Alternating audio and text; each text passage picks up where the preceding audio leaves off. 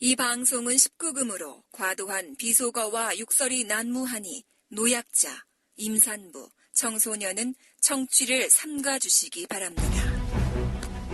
1347년 프랑스와 영국의 100년 전쟁이 한창이던 당시 프랑스의 칼레를 점령한 영국군은 6명의 목숨을 내놓으면 나머지 모든 시민들을 살려주겠다는 제안을 합니다. 어느 누구도 선뜻 나서지 않는 분위기 속에 자신들의 목숨을 내놓겠다는 6명이 나타났는데요. 그들은 뜻밖에도 귀족들이었습니다. 후에 로댕에 의해 이들의 모습이 조각으로 만들어졌고 사회 지배층에게 요구되는 도덕적 의미인 노블리스 오블리제라는 말까지 낳게 되었는데요. 약 100여 년 전 우리나라에도 진정한 노블리스 오블리제를 실천한 사람이 있었습니다. 그는 바로 당시 돈으로 40만 원, 현재 가치로 무려 600억 원이라는 엄청난 금액의 전 재산을 바쳐 나라의 독립을 위해 힘썼던 우당 이혜영 선생입니다.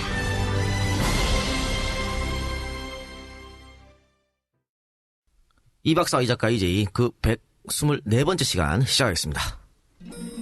아직도 홍삼만 드십니까? 홍삼만 드신 여러분 행복하십니까?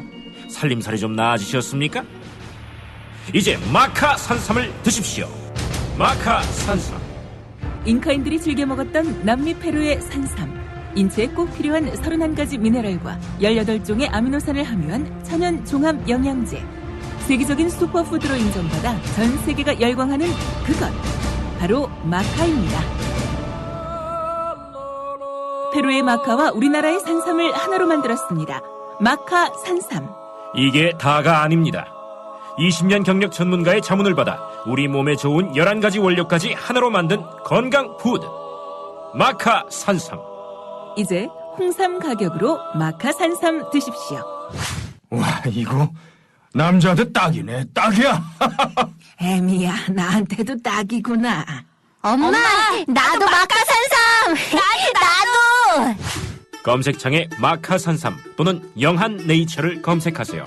영한네이처 마카산삼이 답입니다. 마카산삼을 꼭 기억하세요.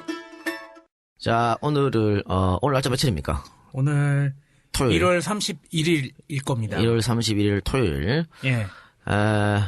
우리가 목요일날 녹음을 했는데 말이죠. 예. 토요일에 또 녹음을 합니다. 야, 우리 일주일에 또 2번씩 보는 그렇습니다. 녹음실에서 이게 진짜 죽겠네요. 이게 왜냐면요. 이 개새끼 늦어가지고, 씨발.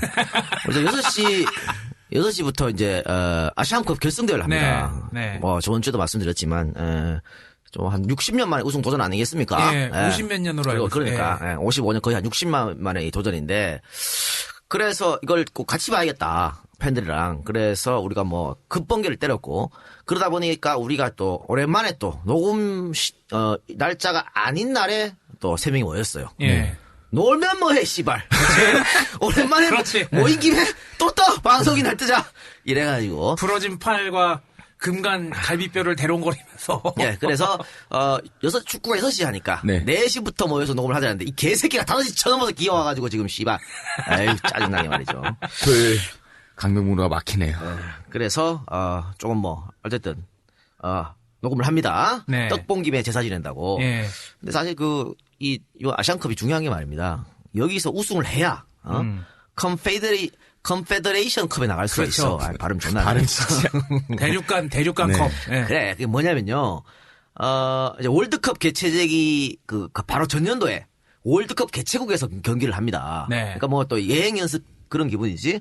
그래서 월드컵 개최국하고 뭐 러시아겠네요. 그렇죠? 네. 러시아하고 이제 각종 대륙에서 승리한 팀들. 그러니까 뭐 그럼 권위가 좀 있는 게임이에요. 아이고, 그럼 뭐. 그러니까 왜 유로 대회에서 우승한 팀. 그렇죠. 그죠? 그리고 그다음에 뭐 코파 아메리칸가? 그래, 코파 아메리카 남미에서 우승한 팀. 예. 또 북중미 골드컵에서 우승한 팀. 예. 아프리카에 또 뭐 게임 있잖아. 네이션스컵인가 그럴 거예요. 아프리카가. 아프리카 할 때 뭐 있어. 예. 그 아프리카에서 이긴 팀. 또 이 아시아에서 다 이제 대륙끼리 이제 우승팀만 모여서 하는 거기 때문에. 축구 로얄 럼블이네요. 상당히 강국들이 오잖아. 네. 그러니까 강국들하고 싸울 기회가 잘 없잖아요, 우리가. 그렇죠. 굉장히 좋은 기회입니다. 이번에 예. 우승을 해야 그 팀들하고 싸울 수 있어요. 그러니까 예행 연습을 아주 안성맞춤이다. 그렇기 때문에 이번에 꼭 우승을 해야겠다 생각하고 씨발 감독 하나 바뀌니까 이렇게 바뀌네 팀이. 아니 나 뭐 워낙에 축구를 잘 모르고 축구에 관심이 별로 없으니까 몰랐는데 저기 홍명보 감독일 때랑 선수들이 되게 많이 바뀌었다면서요? 대가리의 중요성인가요, 이게? 아니 그러면 저희가 우리 뭐 벌써 무슨 뭐 월드컵 직전에 저 방송을 한번 했었잖아요. 그 홍명보 감독 임명되고 나서 한 5경기 치고 나서 우리가 방송을 했었죠. 부산 가서. 그러면서 요거 바가지로 먹었죠. 홍명보 감독 좀 비판했더니 요걸 바가지로 먹었지. 니들이 뭘 한다고.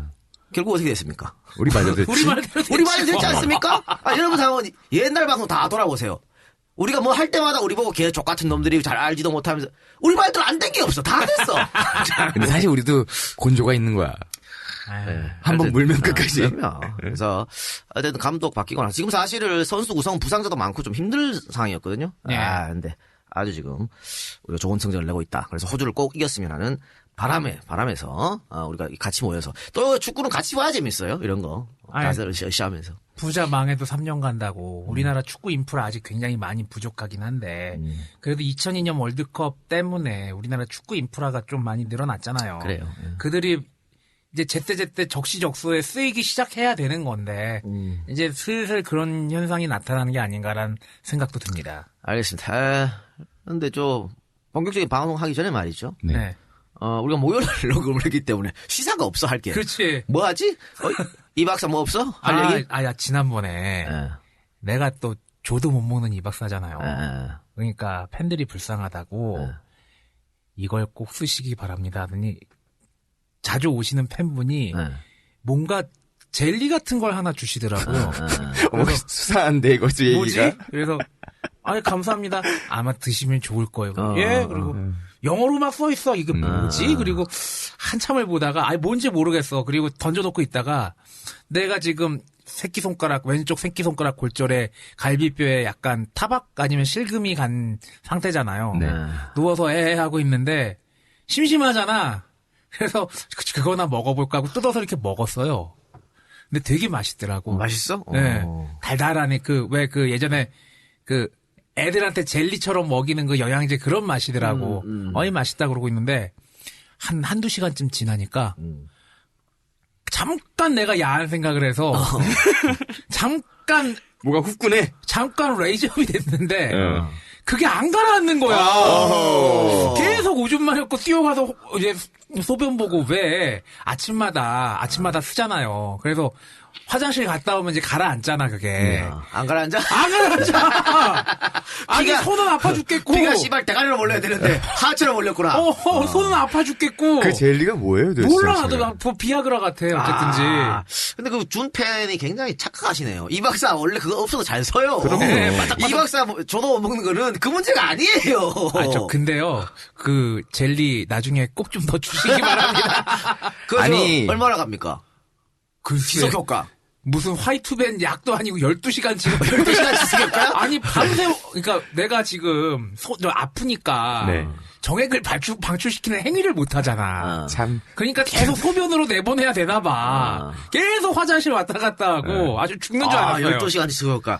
야. 아니 시사 얘기하라니까 왜 시사가 없어서. 시사가 없고 그리고 팬분이 그렇게 좋은 선물 해주셨는데 감사합니다. 인사는 드려야 될 거 아니야. 좀 나눠 먹읍시다. 이 방송 들으실 겁니다. 그리고 뭔지 기억하실 테니까요. 좀 많이 갖다 주세요. 나눠 먹읍시다. 안가 설날 오픈 일정에 대해서 좀 공지를 해드리겠습니다. 안가가 빨간 날 있죠? 수, 목, 금 되겠네요. 수, 목, 금은 쉬고 토요일, 일요일부터 연다니까 고향 잘 다녀오시고 그때 또 우리가 EJ가 폭탄을 하나 던지잖아요. 내가 이거 말이죠. 팬들한테 버릇을 잘못 들여가지고 우리 폭탄을 꼭 만들어야 돼. 명절 때마다 폭탄을 만들어서 줬었잖아. 저 내려갈 때 심심하지 마시라고. 그랬더니 버릇을 잘못 이제 아주 당연한 줄 알아요. 두 개 만들어도 되는데 내려갈 때 폭탄 한 개 쓰시고 올라갈 때 폭탄 한 개 쓰시고. 하여튼 이번 명절도 한 3개 정도의 폭탄이 날아가지 싶은데 잘 들어주시기 바랍니다. 그리고 제가 한 가지 더 공지를 드릴게요. 저한테 많은 분들이 메일을 주십니다.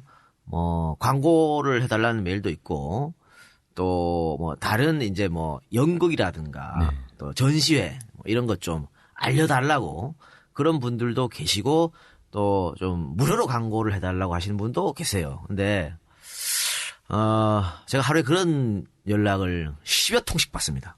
근데 다들 다 사연이 있지. 사연이 없는 사람이 핑계 없는 놈도 없고 사연이 없는 사람이 어디 있어요. 다 구구절절해요. 구구절절한데 누구는 들어주고 누구는 안 들어줄 수가 없습니다. 그렇죠. 그렇잖아. 예. 그러니까 평평성에 어긋나는 거죠. 그러니까 뭐 EJ는 뭐 연대를 뭐 중요하게 생각하고 뭐 이러니까 이런 것 좀 해달라고 다 해드릴 수가 없어요. 그렇기 때문에 제가 일괄적으로 다 안 해드립니다. 다 안 좀 해드리고 더 있고. 직접적으로 말씀을 드리면은 뭐 다들 어려운 상황인 거 알지만 그 와중에서도 연대나 그런 걸 하면서도 광고비 제대로 내시면서 광고하시는 분들은 만약에 공짜로 해드리면 뭐가 그럼 돼? 뭐가 됩니까? 예, 그런 차원도 좀 생각을 해주셨으면 좋겠어요. 제가 왜 이 말씀을 드리냐면요. 거절하기가 제가 거절할 때마다 내 마음도 아파. 안 그렇겠어요? 그치. 그 정말 지 사연 절절한 편지를 읽고 그러니까. 그치, 이 작가도 사람 새끼인데. 그러니까 그런 것을 좀 앞으로 자제 부탁드리겠습니다. 우리가 무슨 펀딩으로만 해서 뭐 몇 억씩 모으고 그러는 팀이면 몰라도 그렇지 않은 상황에서 그거를 그리고 여러분들 생각하신 거 이상으로 우리가 싸가지 있는 새끼들이에요. 아니 저번에 말씀드렸지만 뭐 다른 팀처럼 뭐 2시간짜리 1시간씩 쪼개갖고 2개 방송하면 광고도 훨씬 많이 할 수 있고 순위도 더 효과가 있고 더 좋아요. 근데 그렇게 안 하잖아요. 네. 또 광고 없어서 안 하는 거 아니에요. 지금 존나 밀려있어 광고가. 그렇죠. 밀려있는데도 저희가 뭐 5개 6개 안 하고 늘 뭐 3개 정도 어떨 때는 2개 1개 이렇게 하잖아. 네. 그거 다 여러분들 들을 때 혹시라도 짜증날까봐 그렇게 하는 거거든요. 방송 흐름을 좀 깰 수가 있잖아요. 그리고 광고비도 딴 데보다 싸. 그렇죠. 1위 팀인데도 불구하고. 그렇죠. 그러니까 여러분들 존나 싸가지 있다니까 우리가. 취약 공장장 말에 의하면 우리가 시장 경제를 흐트리는 놈들이는데. 아니 다들 없이 사는 분들이 그렇게 싸게 하는 거죠. 그러니까 그런 점에서 좀 생각해 주시고 광고도 될 수 있으면 좀 많이 들어주시기 바랍니다. 스킵하지 마시고 많이 네. 많이 하는 게 아니니까. 그리고 투데지 쇼도 광고 효과 괜찮으니까 못 기다리겠다 그러시면 투데지 쇼에도 광고 좀 넣어주시고 틈만 나면 투대지야, 이제. 미디어 협동조합 쪽으로도 직접 던지시면은 그 생방 때 나가고 그것도 효과 좋으니까. 그래요, 알겠습니다. 그런 뜻에서 광고 듣고 오겠습니다. 슈퍼 홍삼 K 기적을 홍삼하라 심사위원 평가입니다. 일본 홍삼액은 국내 대표 브랜드네요. 훌륭하지만 가격 거품이 심하네요.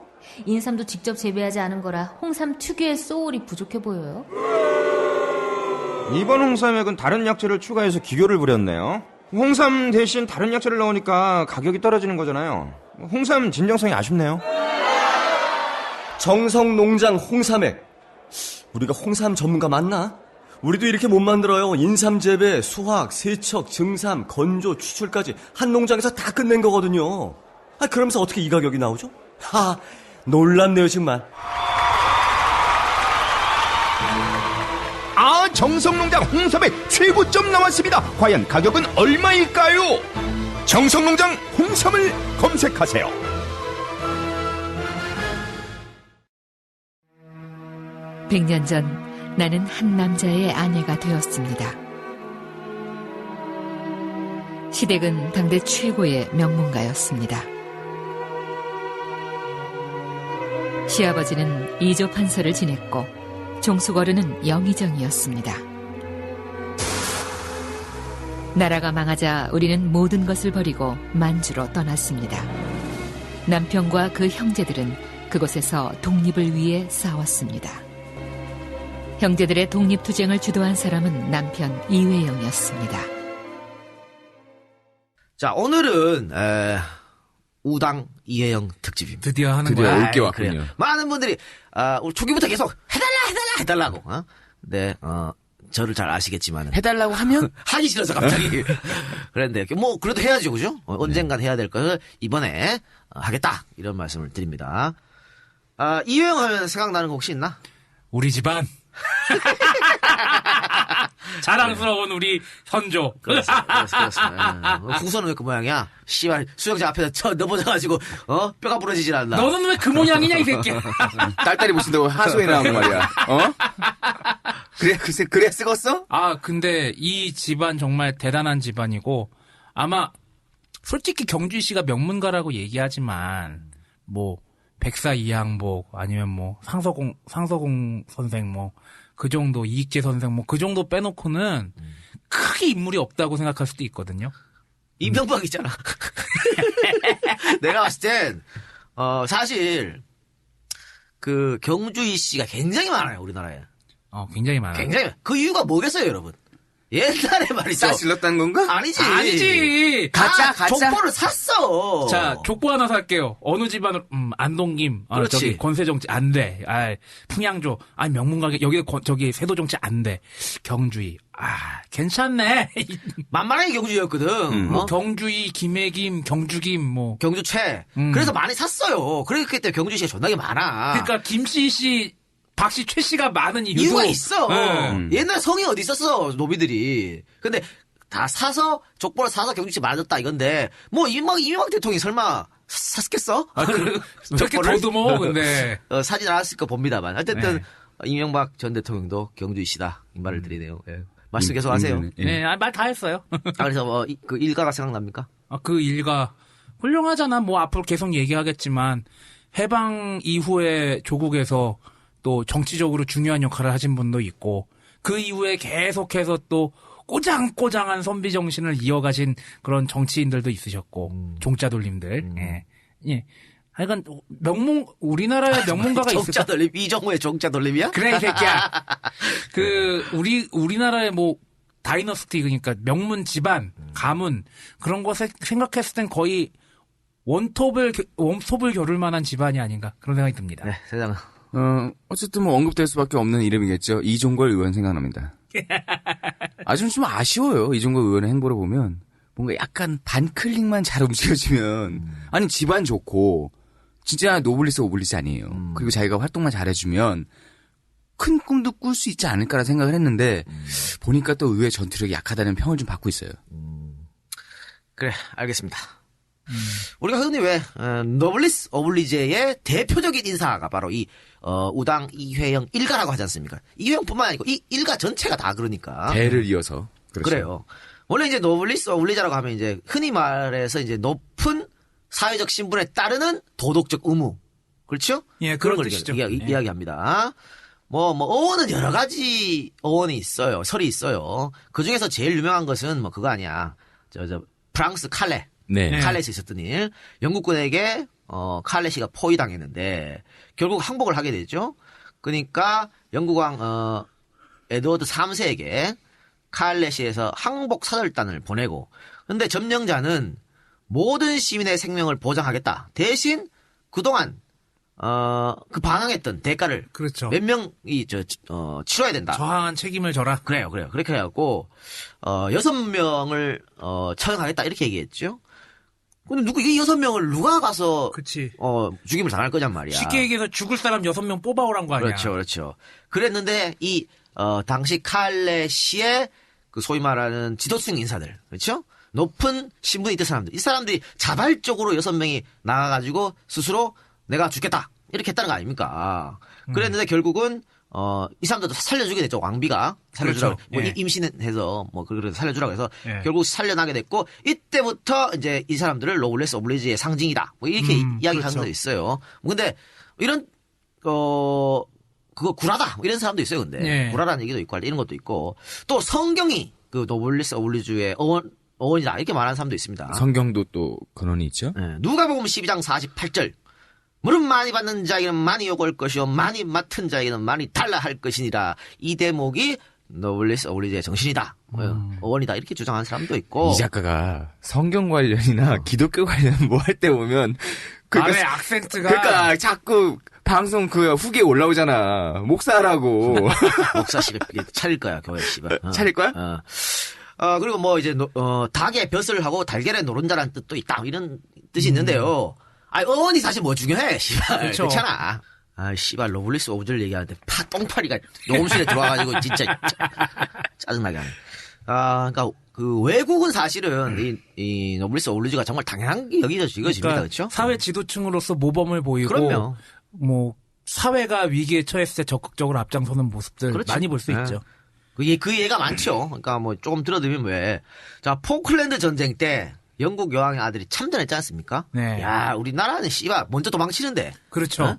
이승만이 또 토끼고. 그렇죠. 그런데 이렇게 여왕의 아들이 먼저 참전했고, 또 1차 대전 때 그 영국의 상류층 자녀들만 다닌다던 이튼 칼리지 스쿨. 예. 여기 졸업생이요. 1157명이 전사했습니다. 굉장히 세계적으로 유명한 사립학교죠. 예. 2차 대전 때도 또 역시 1000명 가까운 이튼 칼리지 재학생 졸업생이 사망했습니다. 뭐 죽음 자체가 그 숫자가 어떤 뭐 의미가 있다라기보다는 사회 지도층 인사들이 많이 다니는 학교라는 얘기. 아니, 그뿐만이 아니라 전사를 1000명이 했으면은 1157명이 하고 했으면은 참전자는 훨씬 훨씬 많다는 많다는 얘기야. 거죠. 이 학교가 역대 수상만 18명을 배출했어요. 영국 수상만. 그러니까 그런 학교인데도 불구하고 먼저 이렇게 나라를 위해서 자기 몸을 바쳤다는 얘기죠.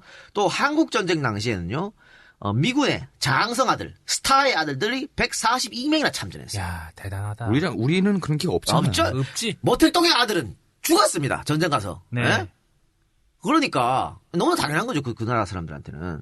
그렇죠. 근데 우리 지도층에는 토끼는 얘만 있어. 선조부터 시작해가지고. 그렇죠. 어?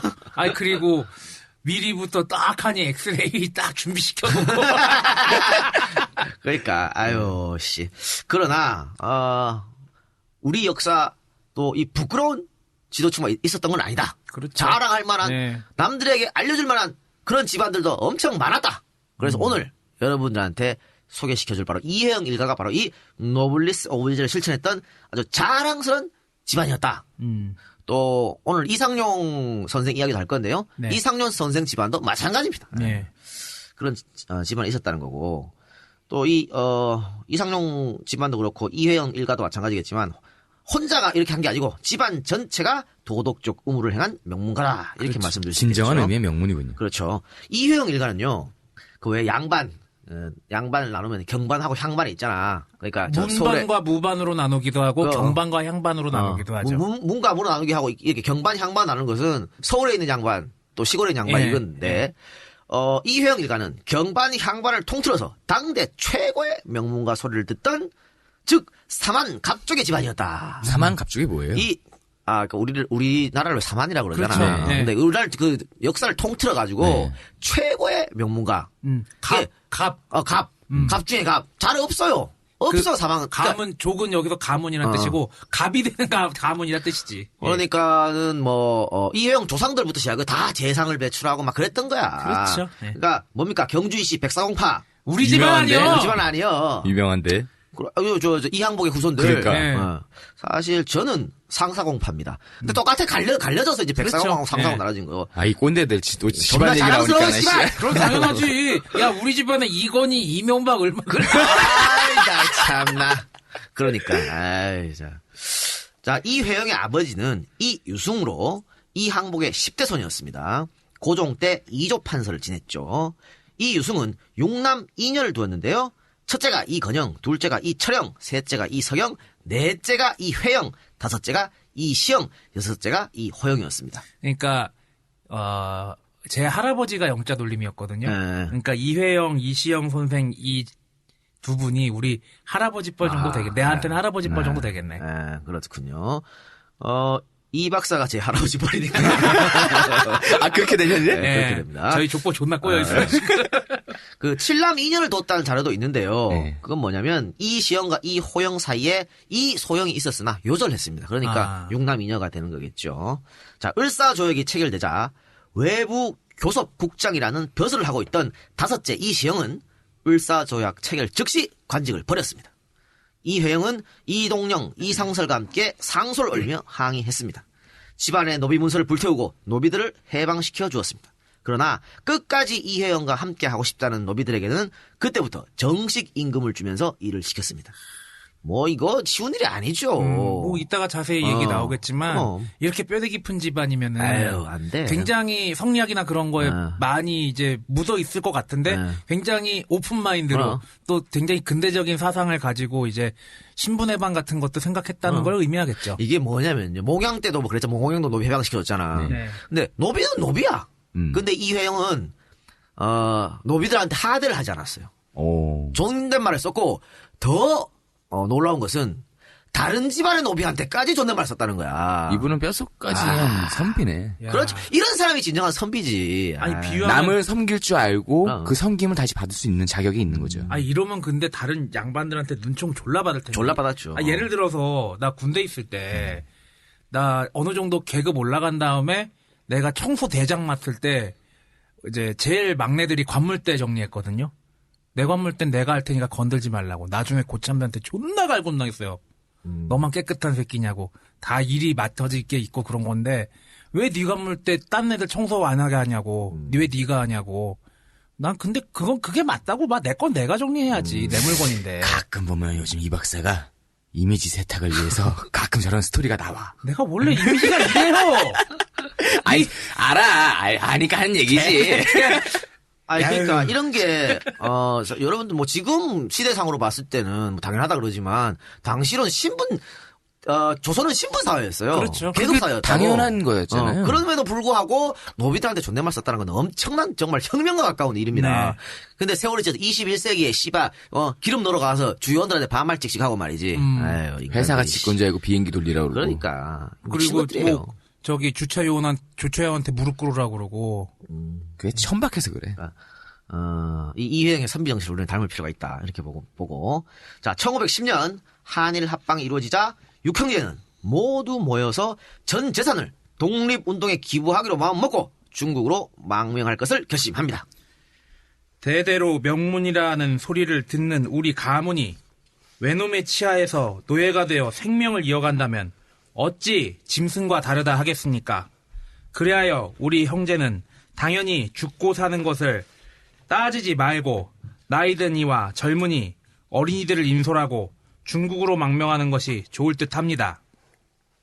식구들을 먼저 옮기고 나서 나는 동지들과 상의하여 국경 부근에 흩어져 독립운동하는 사람들을 모으려 합니다. 그리하여 먼 훗날 하늘이 우리를 도와 외적이 파멸되고 조국이 광복되도록 목숨을 바칠 겁니다. 이것이 대한의 민족된 사람의 신분이요. 또 외적과 피 흘리며 싸운 백사 이항복공의 후송된 도리라고 믿습니다. 원컨대 형님들과 아우님들은 제 뜻에 거스름이 없으시다면 우리 형제 모두 나를 잡아 하루라도 빨리 떠났으면 합니다. 멋진 말이 다 그러면 있다, 이게. 이회영이 육형제를 모아놓고 형 동생들 자 이게 우리 백사 선생의 후예들이 해야 될 일 아닙니까? 그렇지. 이렇게 얘기한 대한의 겁니다. 민족된 사람의 아니, 신분이요. 임진왜란 때 뭐 무장들이 열심히 싸우고 그랬지만 그래도 이항복, 이덕형, 오성과 한음이 저기 선조도 안전하게 피난시키면서 싸움도 독려하고 또 한음, 이덕형은 명나라까지 가가지고 구원병 요청하고 굉장히 많이 일선에서 열심히 싸운 문신들이었거든요. 대가리가 병신이었는데 밑에서는 정말 열심히 했죠. 그러니까 대가리가 병신이면은 손발이 힘들어 씨. 그 선조 시대 때가 사실은 신하들의 르네상스였어. 그렇게 많은 인재가 나왔던 시대가 없었다니까. 근데 왕이 손조 아유 야, 왕 하나가 그냥 아니 유성룡, 윤두수, 아유, 이산해, 그럼요. 이덕형, 이항복, 뭐 정탁 이게 당시에 뭐 세종 정도만 이런 신하 인재들을 데리고 갔으면 진짜 나라가 정말 천지개벽했을 겁니다. 왕은 괜찮으니까. 앞뒤가 안 맞았어 그러니까. 자 어쨌든 이렇게 육형제가 의기투합하여 내놓은 재산은 40만 원이었습니다. 당시 쌀 한 섬이 3원 정도였으니까 40만 원이면 엄청난 금액이다. 지금의 쌀값으로 환산하면 600억 원이 넘는 야, 돈이다. 평생 우린 구경도 할 수 없는 돈이잖아요. 당연한 거 아닙니까? 황소로 따지면 13,000마리. 야, 대학을 몇 학기를 다니는 거야, 그럼? 자, 이 600억 원인 이 엄청난 돈을 우당 일가는 전부 다 틀어 넣어서 독립운동에 바쳤습니다. 이 돈이 없었다면 청산리 대첩도 없었습니다. 야, 이 돈으로 인해서 청산리 대첩까지 영향을 미친 거야? 다 군자금 대주고 총기 사는데 보태고 다 그렇게 한 거야. 사람들 사서 넣어주고 다 그렇게 한 거 아닙니까? 자, 60명이 넘는 대가족이 중국으로 망명하면서 압록강을 건널 때 이회영 일가는 뱃사공에게 보통의 뱃삭보다 2배가 넘는 뱃삭을 사공에 주었습니다. 뭔 영문인지 당황해하는 뱃사공에게 우당은 이렇게 말합니다. 내게 고마워하지 말고 한 가지 일을 해주시오. 무슨 부탁이십니까? 이후로 일본 경찰이나 헌병에게 쫓기는 투사가 돈이 없어서 헤엄쳐 강을 건너려고 하거든 나를 생각하고 그 사람들을 이 배로 건너게 해 주시오. 어른의 뜻에 따르겠습니다. 제 힘이 닿는 한 독립군들을 이 배로 실어 나르겠습니다. 아, 나 이 장면 보니까 생각난 게 예전에 친구 집에 의열단 단원이 들어왔는데 우리 집에 머무르게 돼서 굉장히 기쁘다고. 29회 약산 김원봉 특집에서 그러다가 한국에서 소식이 뭐냐면 부산경찰서 소속 김태석이가 이 의열단 애들 잡는데 존나게 큰 기여를 했거든. 그 기여로 뭐 부산경찰서장으로부터 뭐 훈장을 받는다, 뭐 상장을 받는다 소리를 듣고 빨리 돌아가지고. 그렇지. 야 씨발 부산경찰서 날려! 이렇게 해가지고 부산경찰서 폭발을 지시합니다. 이때 간 사람이 박재혁이라는 사람이야. 박재혁이 부산경찰서장 하시모토가 고서 수집에 취미가 있다는 정보를 알고 고서 판매인상으로 위장해가지고 부산으로 잠입해요. 부산으로 잠입했는데 처음에는 바로 안 가고 나가사키, 그다음에 대마도 거쳐서 부산으로 가요. 왜냐면 이 루트가 안전하다 그래가지고. 예. 그래가지고 그 고서 책들 존나 그 사이에 폭탄을 끼워놔가지고 이제 그 보따리 메고 갑니다. 가서 부산 도착했어요. 그리고 친구 오택에게 잘 데가 없으니까 오택에게 야 내일 내가 이런 일을 하려 그러는데 하루만 재워줘. 하루만 재워달라 그러니까. 근데 또 마음이 좀 속으로 그랬겠지. 이 새끼 꼬지르면 어떻게 할까. 그치. 그런데 오택이 뭐라 그랬냐면 그 얘기를 듣고 거사를 하면서 내 집에 와준 게 고맙네. 덕분에 나도 의로운 이름을 자손 대대 물려줄 수 있으니까라고 대답합니다. 그래서 제가 이름 한 번 더 언급해드리니까 오택. 그 일화도 굉장히 생각이 나고 참 이 뱃사공도 참 훌륭한 분이네요. 알아본 거지 뭐. 뱃삭을 2배나 주니까 그런데 이유가 있잖아. 왜 주는지. 그러니까 그게 또 감명했겠지요. 뱃사공은 뭐 씨가 대한민국 사람 아니야? 그럼. 그잖아. 자, 그러면 좀 본격적으로 우당 선생의 일대기를 한번 들어가 보겠습니다. 이 여행은 1867년 음력 3월 17일 서울 저동에서 이유순과 동래정 씨의 넷째 아들로 태어났습니다. 본가는 경주, 자는 성원, 호는 우당이었습니다. 부친 이유승은 고종 1년 때 과거에 급제해서 고종 5년에 평안도 암행하설을 거쳐 2조 판서를 지냈습니다. 그러나 우당은 벼슬 할 생각이 없었습니다. 이에 대한 우당의 동지 이정규의 증언을 들어봅시다. 선생은 조금도 벼슬길에 대한 생각을 하지 않았다.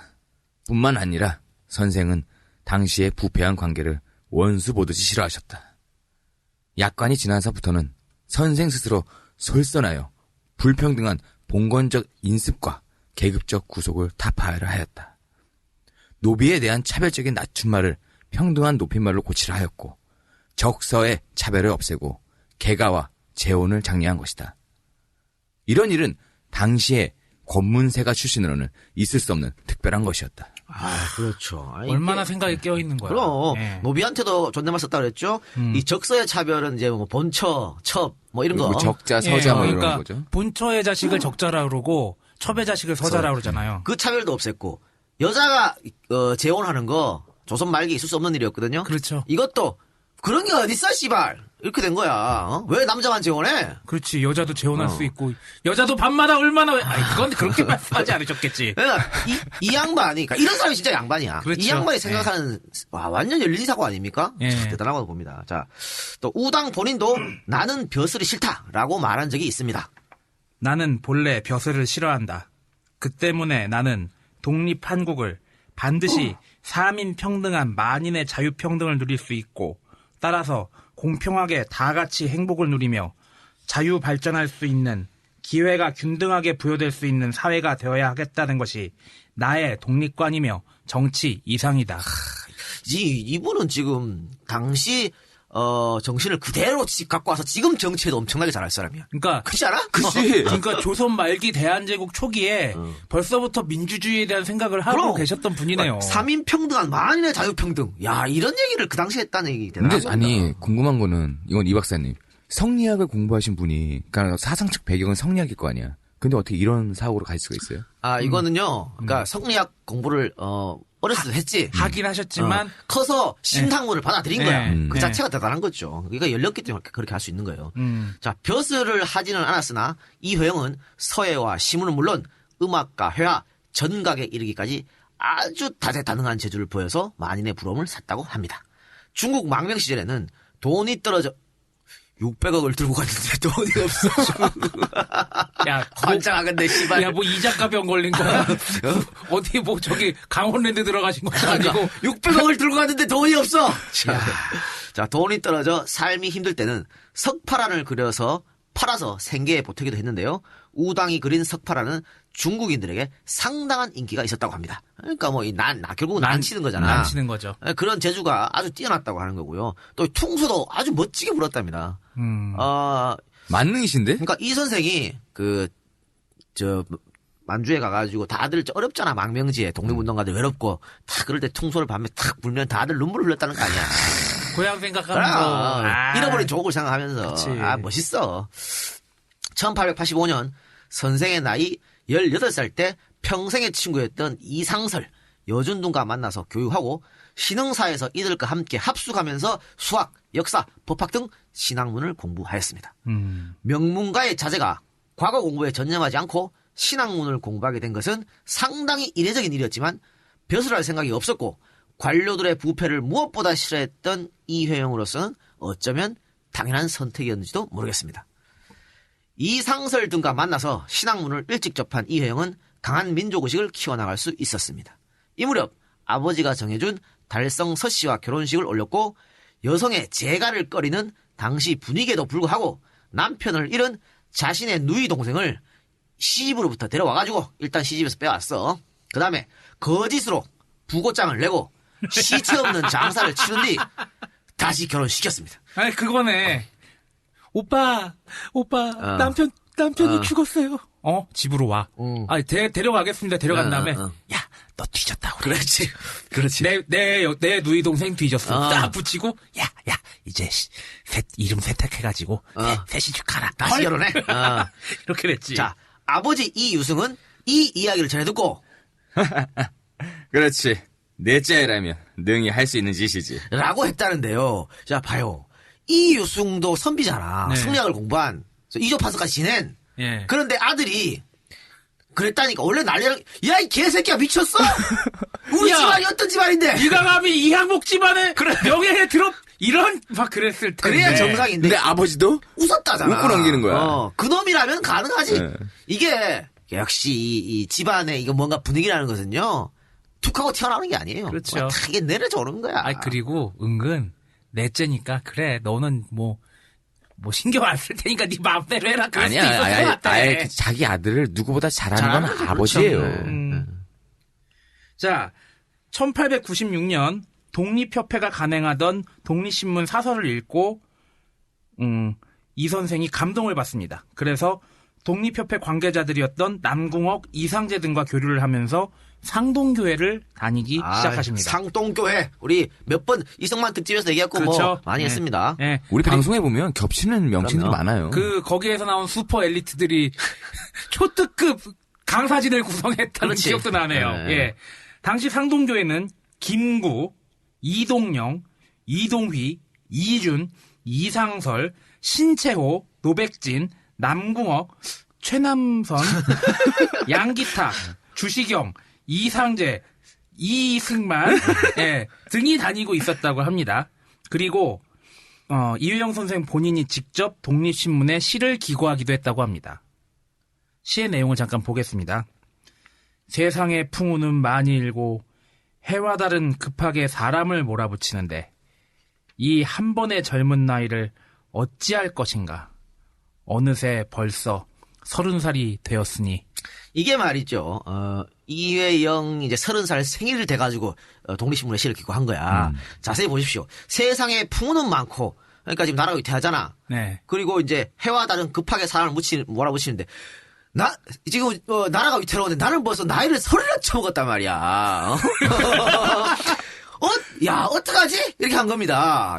우리는 지금 40이 어떻게 하지? 이 작가 30살 때 뭐 했나? 몰라, 기억도 안 나, 대단합니다. 예. 아니, 우리는 40인데 지금, 그래, 우리 방송 열심히 하자. 그럼요. 자, 1898년 9월, 이상설, 여중 등과 남산 홍엽정이라는 정자에 올라서 전국에 대한 토론과 비판을 했다고 합니다. 그 결과로 이런 결론을 냈는데요. 첫째, 국민을 계몽하고 둘째, 신진 정치가들과 결합하며 셋째, 국내외의 문제에 대한 빠르고 확고한 정책을 수립해야 한다. 이런 결론을 내렸다고 그래요. 우당실기라는 책에는 그때의 우당을 이렇게 표현했다고 합니다.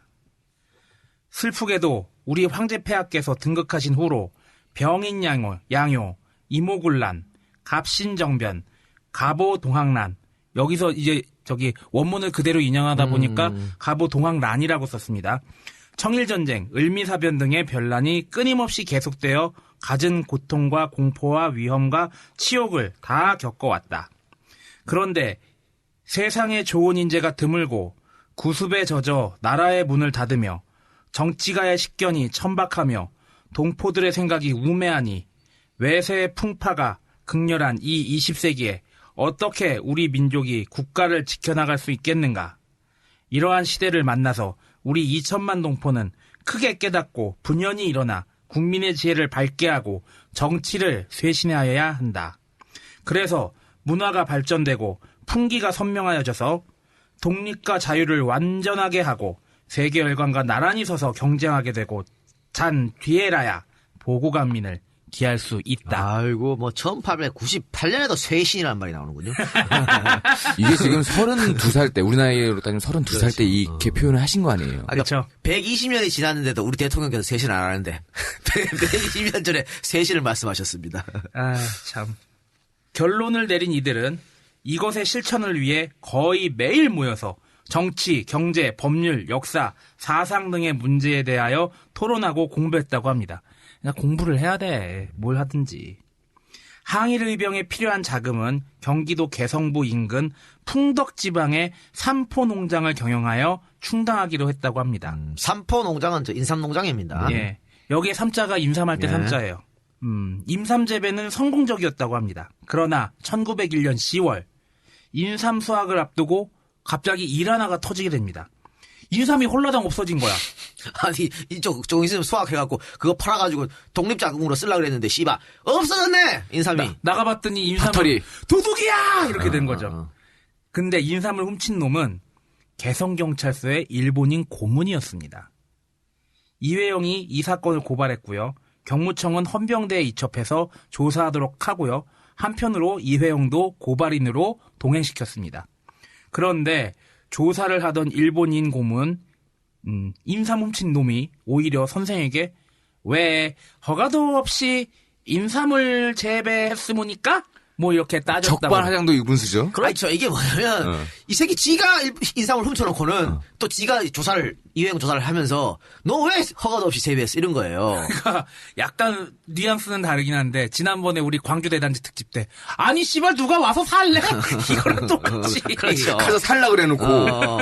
이거는 이제 이회영을 의심해서 이걸 팔아가지고 뭐 할 것 같아 의심해서 미리 일본인 놈이 선수를 훔쳐버린 거지. 여기에 대해서 이회영은 격렬하게 항의를 합니다. 주먹을 꽝꽝꽝 휘두르고 그리고 책상도 막 치고 창문도 부시면서 부당함에 대해서 목소리를 높였다고 합니다. 일본인 고문은 쫄았지. 선생의 귀에 완전히 눌렸습니다. 그러나 선생은 이렇게 기물을 파손한 것 때문에 4일 동안 강제 구금을 당해야만 했습니다. 이 소식이 문중에 알려지자 문중은 대한제국에 엄중히 항의했다고 그래요. 당연하지. 천하의 명문가의 넷째 아들이 집안이 이 개새끼 우리 경중이 시집 아니야 이 개새끼들아. 그러니까. 나와. 아버지. 아니 나 인삼 농사 짓는데 인삼 훔쳐간 놈들이 왜 인삼 농사 줬다고 그래서 몇 마디 했더니 날 이런 개새끼들.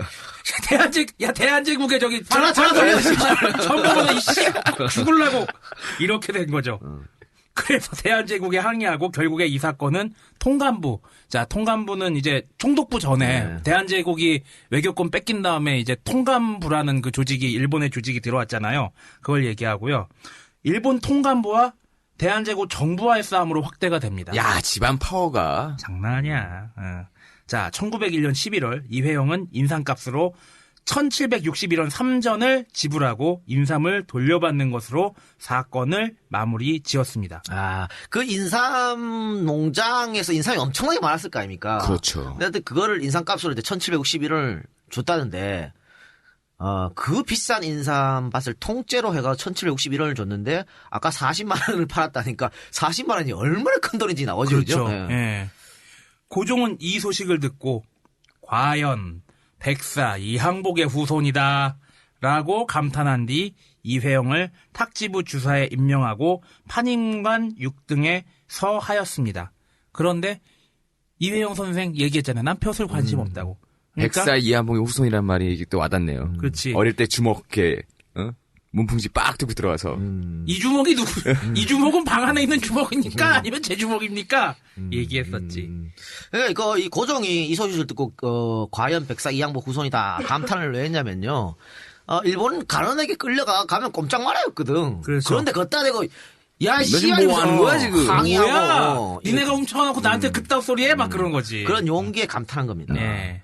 근데 어떤 선생은 벼슬을 워낙 싫어했기 때문에. 조까. 그리고 이제 안 하셨지. 벼슬을 하지 않았다. 그러니까 아쉬운 게 없는 사람들이 무서워요. 1905년 11월 일본이 일사늑약을 체결한다는 소식을 듣자 이회영은 재빨리 움직입니다. 당시 관직에 있지 않았던 이회영은 의정부 참찬으로 있던 이상설과 외부 교섭국장으로 있던 동생 이시영을 통해 을사늑약 체결 저지를 위해 움직였던 것입니다. 당시 이회영이 이상설에게 어떤 이야기를 했는지 살펴보도록 하겠습니다. 그대는 의정부 참찬의직을 띠고 있으니 참정 대신 한규설과 미리 잘 의논하고 이토 히로무미가 조약을 제시하고 날인을 요구하더라도 뜻을 굳게 가지고 큰 용기를 내어 지난날의 청음 김상공을 본받아 조약문을 찢어버리고 이토 히로무미를 끄지르라고 그에게 권하라. 여기서 청음 김상공은 김상원 선생이죠. 병자호란 때 삼전도의 굴욕 있을 때 끝까지 절개를 지켰다는. 예. 그리고 계정 민영환에게 가서 말하되 그가 시종무 관장을 맡아 황상폐하를 지척에서 모시고 있으니 만약 이토 히로부미가 어전에 조약문을 제시하더라도 폐하께서는 어보를 허락하지 마시도록 상주하라고 하라. 나는 동생 시영이 외부 교섭국장을 맡고 있으니 그에게 외부 대신 박재순을 만나 한규설에게 같은 말로 권고하도록 하겠다. 나름대로 벼슬이 없었기 때문에 힘은 없지만 나름대로 여러 사람을 통해서 자기가 알고 있는 사람을 통해서 라인 통해서 이 조약을 막아보려고. 막으려고 굉장히 움직였던 겁니다. 그러나 이회영의 노력은 수포로 돌아가고 을사늑약은 체결되고 말았습니다. 을사늑약 소식을 들은 이회영은 이상서, 이동영 등과 종로 내거리로 나가 조약의 부당성을 들어 통곡하고 이상제와 함께 학생 시민들을 종로 거리에 모아 온 국민이 걸게해야 한다고 울분을 토했습니다. 이완영 등 오적을 암살하기 위해 움직이기도 했으나 실패하고 말았습니다. 이회영은 상소문 작성, 울분 토론 등 소극적 투쟁만으로는 독립을 이루지 못한다고 보고 새로운 독립운동의 활로를 모색하기 시작했습니다. 그중 하나가 바로 해외로 근거지를 옮겨 조직적이고 일사불란한 대규모의 항일투쟁을 하는 것입니다. 대상 지역은 한인이 많이 거주하고 국내에서 지리적으로 가장 가까웠던 만주의 용정이 선택되었습니다. 이때부터 용정이 언급되는구만. 그렇죠. 이게 바로 이회영 만주 기지론의 출발이었습니다.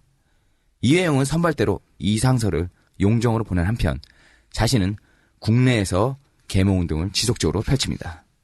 또한 독립을 위한 외교적인 노력도 아끼지 않았는데요. 그것이 바로 그 유명한 헤이그 밀사 파견이었습니다. 이상설은 그렇게 해서 네덜란드로 떠날 수 있었던 것입니다. 헤이그 밀사 당시에 파견되신 분이 이상설, 이준, 이휘종 선생이었죠. 근데 그 헤이그 밀사는 뒤이면에는 우당 선생의 노력이 있었다고 하는 겁니다. 결국은 고종황제한테 허락을 받고 그렇죠? 이렇게 밀사를 파견했던 거죠. 1906년은 아버지 이유승이 사망을 하고 이듬해엔 부인 서씨가 세 자녀를 남기고 일찍 사망하고 말았습니다. 이러한 개인사적 아픔이 있었음에도 불구하고 이회영의 독립에 대한 의지는 전혀 꺾이지 않았습니다. 그 해 4월 상동교회의 청년학원 학감으로 근무하면서 이 학교 교사였던 전덕기, 김진호, 이용태, 이동영과 함께 비밀 독립운동의 단체 시민회를 만들었습니다. 1910년 나라가 망했습니다. 망연자실한 이회영은 며칠 동안 식음을 전폐하고 은둔합니다. 아니 을사 강제 병합 때도 상소문 올리고 통곡을 하셨는데 이땐 진짜 그렇지. 죽기보다도 치욕스러웠겠죠. 그러다 문득 자리를 털고 일어나 결연한 어조로 방문한 동지에게 말을 합니다. 삼천리 기름진 강토는 도둑이 이빨에 씹어 삼킨 바가 되었고 반만년의 신성한 한민족은 검은 잠방이의 야만족에게 노예가 되었으니 이는 천추만세의 치욕이요 분한이다. 우리 2천만 동포는 총 걸기하여 마지막 한 사람까지 외적에 분투하여 조국을 되찾아야 한다. 그리고 모든 재산을 팔아 만주로 떠나게 되는 것입니다. 이회영은 1910년 12월 27일 모진 삭풍이 부는 추운 겨울에 압록강을 넘었습니다. 그의 나이 44살이 되던 해였습니다.